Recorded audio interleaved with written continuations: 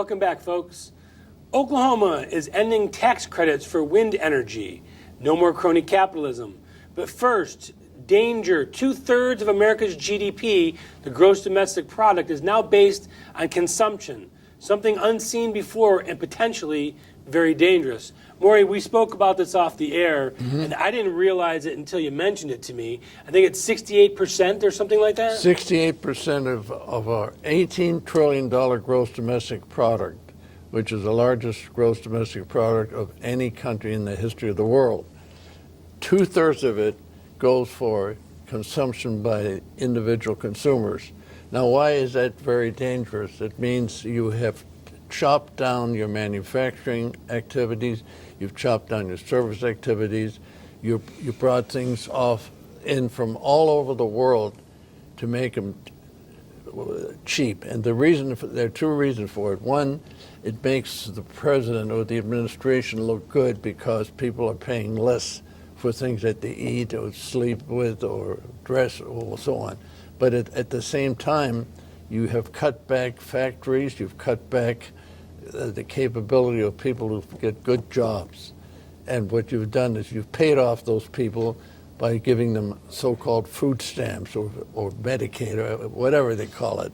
So the thing is, this was done it was done to some extent under the George W. Bush administration, but it hit full tilt. It accelerated, it hit full tilt during the 8 years of Obama, and he did that for two reasons. One, to weaken the United States, in my opinion, and number two, to make it seem like he was doing a wonderful thing because so many people could buy things cheaply, gasoline, food, clothes. You know, it's easier to buy a shirt from Vietnam than one that's made here in the United States. And we look at a report that had just come out recently. I think it was 80% of Americans couldn't come up with $2,000 in an emergency. I mean, that's staggering in a country of 330 some odd million people. That's the way it is because the money has been spent and the jobs that are out there are the manufacturing jobs. The two things that always made money for working people were crafts, mechanical aspects of work, and also working in factories on assembly lines. Now, part of that, of course, is due to technology. Robotics. Technology has evolved very, very quickly, but this was deliberate.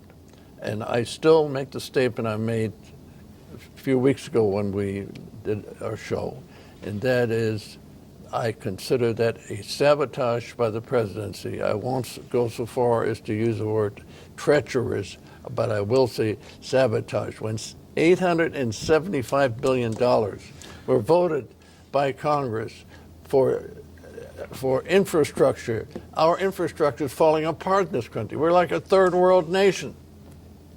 Bridges, 55,000 bridges aren't worth driving on. Yeah. You've got railroad tracks, you've got highways, you've got dams. The electrical grid.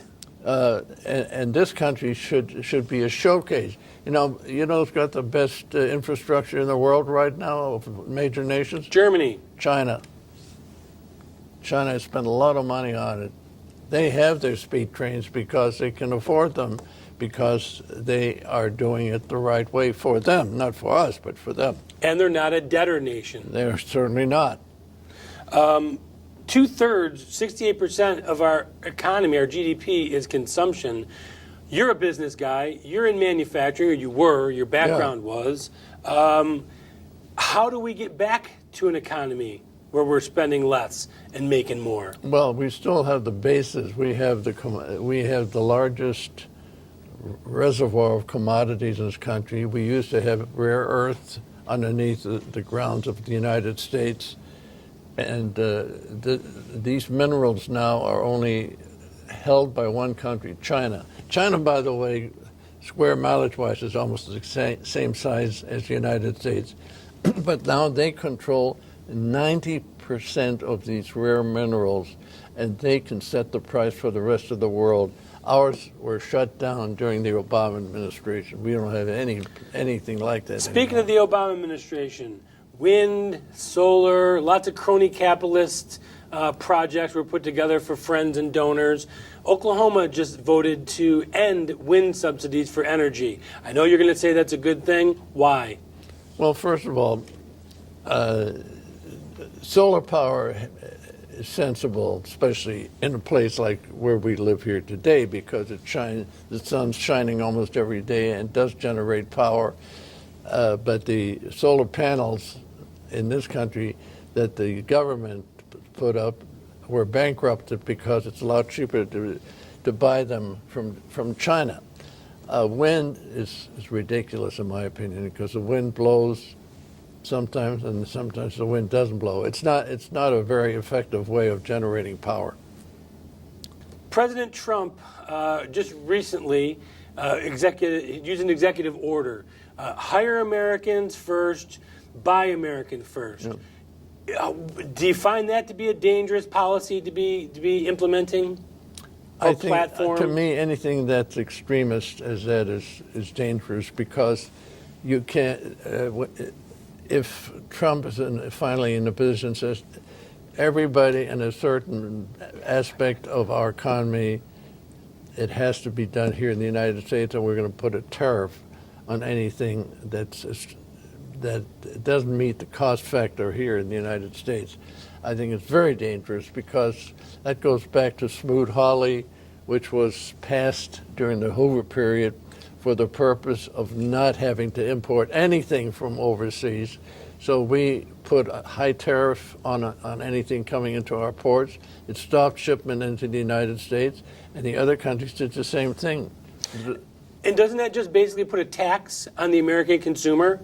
I mean, the company that makes the product that brings it in, if you're paying 20% more to bring it in the country, don't you just pass that on to the consumer in a 20% tax, basically? Sure, but it looks good. It does look good. That's what it is. Of course. You just explained it. And so you could get away with it, because it's not actually costing your bottom line anything. In a perfect world, you would be able to have manufacturing capability, but do things that should be manufactured. You wouldn't be cutting your manufacturing force down from 20 million to 8 or 9 million, as we did from the first of this century to now. You would be sure that there was a balance. And all these phony things like ethanol, for instance. Well, you know, the idea of oil shale through fracking, that had nothing to do with the government. They were just lucky that it happened at a time. It was right after the financial crisis. That's when it really came out. You know, we use 20 million barrels of oil a day, or oil derivatives a day in this country. But the best we've been able to do so far as producing oil, is less than 10 million. And now they're saying that's too much. You know, we've got to cut back on producing oil here in this country, because by doing that, we're keeping the price down too low worldwide. Now, that's good for nations like Venezuela and Russia and Iran and Iraq, but not so good for nations like ourselves that are based on consumption. That's exactly right. Well, it's good if, I don't agree with that, because if you're going to the gas pump and it's cheap, you're happy. If it's expensive, you're not happy. Consumption may be okay, but the point is, the price of oil worldwide goes down, which means the cost of oil, let's say, is now somewhere around 50, 55, and that means it makes it not worthwhile to produce it. What's the break-even point? At this point, I 45? think no, the break-even point of fracking oil, the best shales, I think, is somewhere around 55.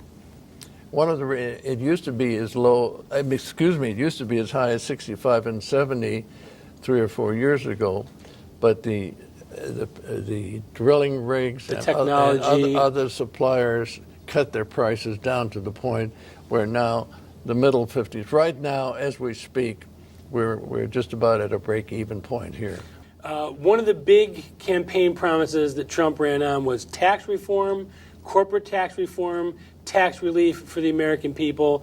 Mnuchin just came out and said he doesn't see anything happening before August. If we don't see anything tax-wise before the end of the year, how detrimental is that to this presidency, this administration?